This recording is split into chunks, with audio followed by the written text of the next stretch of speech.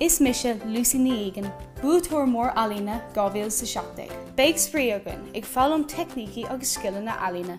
Tásúla gom go mbeadh sibh soltas.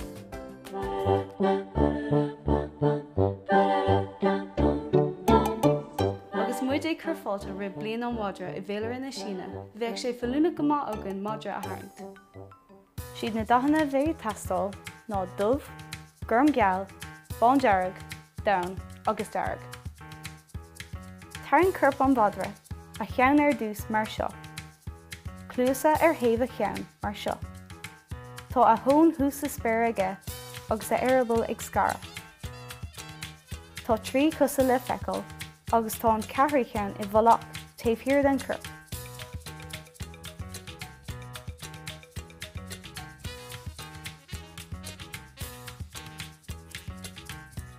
Tharraingt srón mhór air agus 2 thúla, ceann beag agus ceann mór.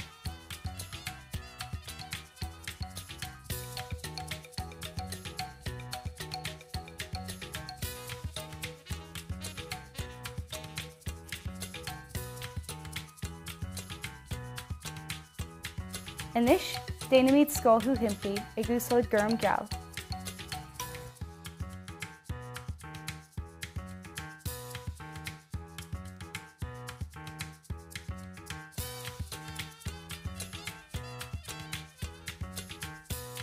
Dearg agus bán dearg sa thrón, ach fág lunar ann. Chuir mé domhan ar an arabal na clúsa agus mór thimpeall an súil beag.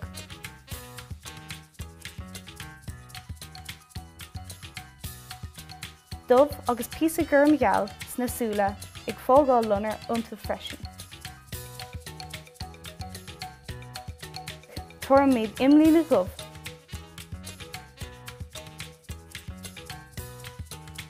Tá 3 spote ar gach lecan. Seo le chaig na ribbe, le spote donna ar a thón. Agus seo é mo legan do Madra. An daithníonn sé libh? Is féidir teagháil I dhéanamh linn híos. Fág tráchtacht agus ná déon dearmid chlárú leis an gcanál YouTube Cúla4.